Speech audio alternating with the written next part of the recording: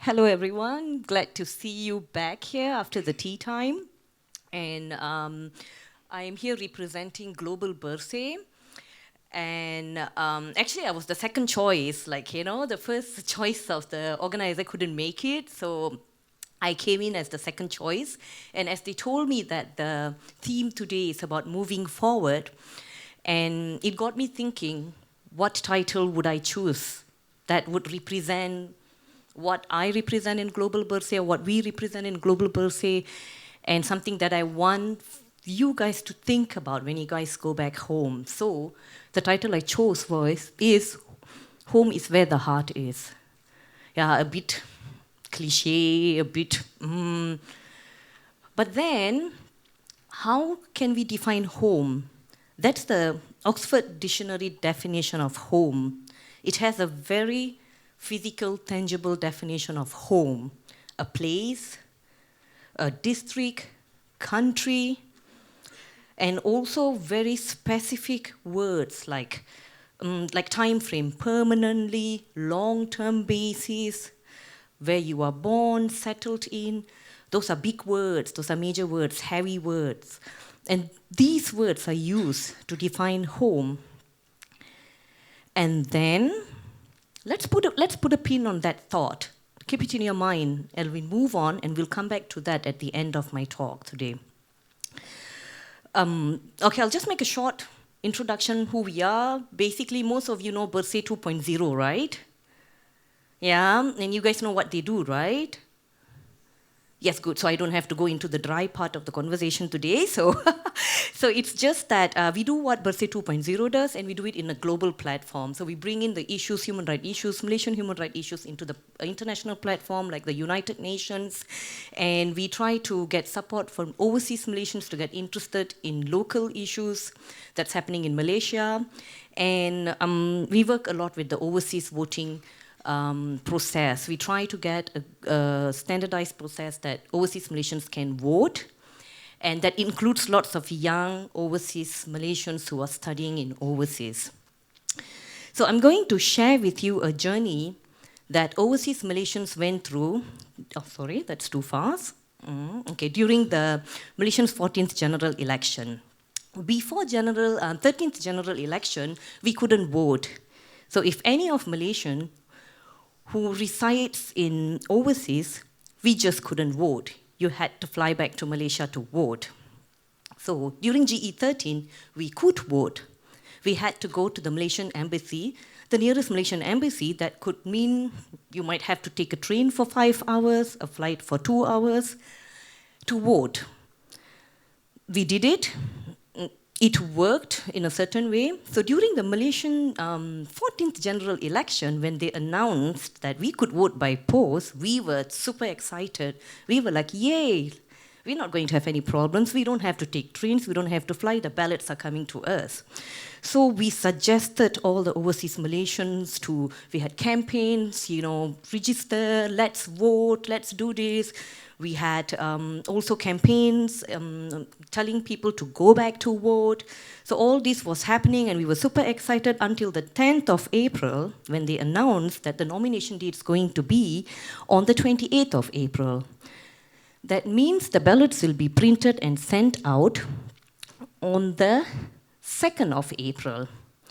And that means we wouldn't have enough time to send the ballots back. So we've had press releases, we had media releases, articles everywhere telling it's not going to work, it's not going to work. And nobody listened to us. And as the time came nearer and we realized that we had only 3 to 2 days to send our ballots back from wherever we are, all over the world, to Malaysia, then we knew we had to do something. So what did we do first? As usual, like every other normal human being and Malaysian, we complained. We complained everywhere. We complained in Facebook, in social media, everywhere. And then we actually found a platform to complain because a group of Malaysians, 5 overseas Malaysians, they created this G14 postal voter discussion group. And this group, so we could complain, I don't know what to do, my confirmation form is not approved, and my emails didn't go through to SPR, what should I do? So we had these overseas Malaysians talking to each other, complaining to each other, positively actually, because complaints sound so negative, using this platform to connect with each other. So great, and this GE14 postal voters discussion played a major role in what's going to happen next. And we also had petitions, media statements. We were trying to get politicians to get involved. We're trying to do the best we can. And then we had a demonstration. We had a demonstration, Bersih London organized a demonstration. We had Malaysians on the streets commenting or making comments and with placards and telling everyone this is unfair, we are being treated unfair. But as the time approaches, it's already 6th of May, there was only one question in all overseas Malaysians' heads. That was, let's see, we have to get the pictures out. That was, dude, where's my ballot, man? We've been waiting. When will it come? So, what did we do next? We realized we used the social media till the end. We've done our Facebook page, we tweeted enough, then we knew we had to do more. We had to be more than just warriors in this social media. So what these Malaysians did, these overseas Malaysians do the next is unbelievable. We started what we call the GE14 Amazing Race. You guys know this program, right?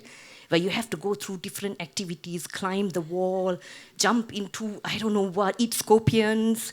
So we had to do all that to get our ballots to Malaysia. That's how it felt, actually. And so then this GE14 Postal Voters Discussion Group played a major role because that was the platform where everyone connected. We had individuals from all over the world writing in this group, telling when they are flying back to Malaysia, when they can bring the votes back to Malaysia. They were collecting votes from all over the world, bringing them back to KLIA, giving them to total strangers who were willing to take these ballots back to polling stations all over Malaysia. I'm not going to give you facts today. I'm going to give you stories. I'm going to give you faces and stories of people who actually did this. The first story is from Melbourne. So, as you guys know, there are lots of overseas Malaysians in Melbourne, and the distance is not that far. And they felt cheated. It's unfair. They believed in the system, or we believed in the system. We really believed that we could vote, that our ballots is going to be counted in the next election.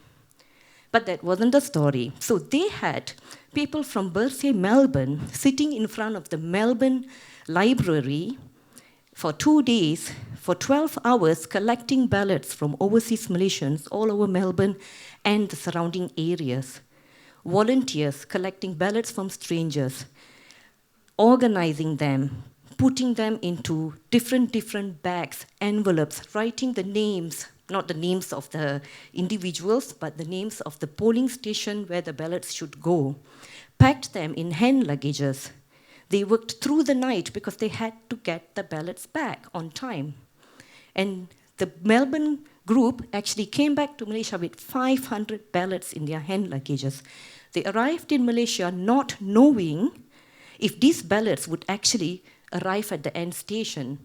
But then came the Malaysian part of the runners. We had strangers, volunteers, who were organizing the ballots collection. It's not product placement, but the most famous location that was in the mouth of, or in the mind of every overseas voters, in Malaysian voters, was Burger King in KLIA. Because that's where the Undi Rabu and Pulang Balik Mengundi people were waiting to take our ballots to different locations. There were express buses running every hour. We had people in motorbikes driving as far as they could to bring these ballots from people they don't know, people they have never met. It's unbelievable that it was only based on trust. So that's the story of Melbourne. Next, we have the story of Auckland. There comes another product placement. One day before the election, no, 2 days, 7th, Bersih Auckland managed to collect at least 116 from ballots. They met at McDonald's, always again fast food product placement. McDonald's in Bersih, in Auckland Airport, got these ballots together. 200 Malaysians fit into this one McDonald's, cleared the ballots, packed them into freezer bags to make sure that it's waterproof, put down the kawasan mengundi, which area, polling station, all this done by volunteers. And they had an individual among them who owned a big media marketing company. And they came back to Malaysia, flew into KLIA, went straight to his location and used this location and his dispatchers to dispatch these votes to all over Malaysia except for Sarawak. You're talking about kilometers and hours spent by total strangers bringing these votes back to its location. And it's not always these mass stories, there are also individual stories. Germany, we had Putri. It worked like this: when you register to vote from overseas, you are not able to vote back in the polling station at home unless you have your ballots with you. The only way you can get your ballots will be sent to you in overseas. So Putri decided she's going to vote, to register for overseas voting, and then she decided to take her ballot and fly back to Malaysia to vote, which sounded like a feasible idea. It's doable. But of course, she waited, and on the 8th, she flew back without her ballots because her ballot didn't arrive.